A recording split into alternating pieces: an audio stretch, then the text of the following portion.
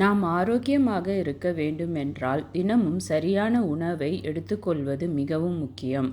அதனால்தான் பலர் உணவில் உலர் பழங்கள், நட்ஸ் மற்றும் பழங்களை சேர்த்து வருகின்றனர். ஆனால் இவை மட்டுமல்ல, விதைகளும் ஆரோக்கியத்திற்கு மிகவும் நல்லது. ஆளி விதை புரதம் நிறைந்தவை. அந்த வகையில் உணவில் ஆளி விதைகளை சேர்ப்பது பல நன்மைகளை தரும். அப்படி என்ன நன்மைகள் இதில் உள்ளன, இதனை எப்படி உட்கொள்ள வேண்டும் என்பதை இந்த வீடியோவில் பார்க்கலாம். கொழுப்பை குறைக்கிறது. ஆளி விதைகளில் alpha linolenic acid, omega 3 fatty acids நிறைந்துள்ளது. இவை நம் ஆரோக்கியத்திற்கு பல வழிகளில் நன்மை பயக்கும். இதை சாப்பிட்டால் கொலஸ்ட்ரால் குறையும். செரிமானத்தை மேம்படுத்துகிறது. ஆளி விதைகளில் நார்ச்சத்து நிறைந்துள்ளது. இது உங்கள் குடல் ஆரோக்கியத்தை மேம்படுத்துகிறது மற்றும் செரிமானத்தை ஊக்குவிக்கிறது. மேலும் இந்த விதைகள் எடையை குறைக்கவும் அதிகமாக சாப்பிடுவதை தடுப்பதற்கும் மிகவும் உதவியாக இருக்கும். ஆன்டி ஆக்சிடென்ட் பண்புகள். ஆளி விதைகள் மற்ற காய்கறிகளை விட ஆன்டி ஆக்சிடென்ட் நிறைந்துள்ளன. அவை ஆக்சிடேட்டிவ் ஸ்ட்ரெஸ் குறைக்கும், இதய நோய்கள் மற்றும் சில புற்றுநோய்களின் அபாயத்தை குறைக்கவும் மிகவும் பயனுள்ளதாக இருக்கும். இரத்த சர்க்கரை கட்டுப்பாடு. ஆளி விதைகள் இரத்த சர்க்கரை அளவை நன்றாக கட்டுப்படுத்த உதவும்.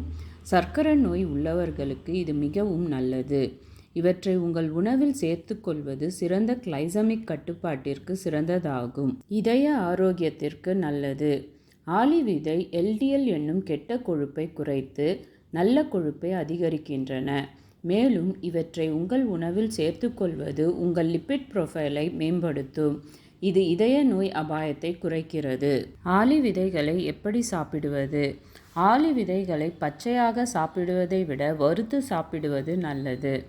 ஆளி விதைகளை வறுப்பதால் அவற்றில் உள்ள தீங்கு விளைவிக்கும் ஃபைட்டிக் ஆசிட் நீக்கப்படுகிறது. முளைத்த பின் சாப்பிடுவதும் நல்லது. இவற்றை தண்ணீரில் போட்டால் ஜெல்லியாக மாறும், அதாவது அவை அதிக தண்ணீரை உறிஞ்சிவிடும். எனவே இவற்றை சிறிது சாப்பிட்ட பிறகு நிறைய தண்ணீர் குடிக்க மறக்காதீர்கள். இல்லையெனில் மலச்சிக்கல் பிரச்சனை வர வாய்ப்பு உள்ளது. இவற்றின் பொடியை தினமும் சிறிது தண்ணீரில் கலந்து குடிக்கலாம் அல்லது சமைக்கும் போது அவற்றின் தூள் அல்லது விதைகளை சேர்க்கலாம்.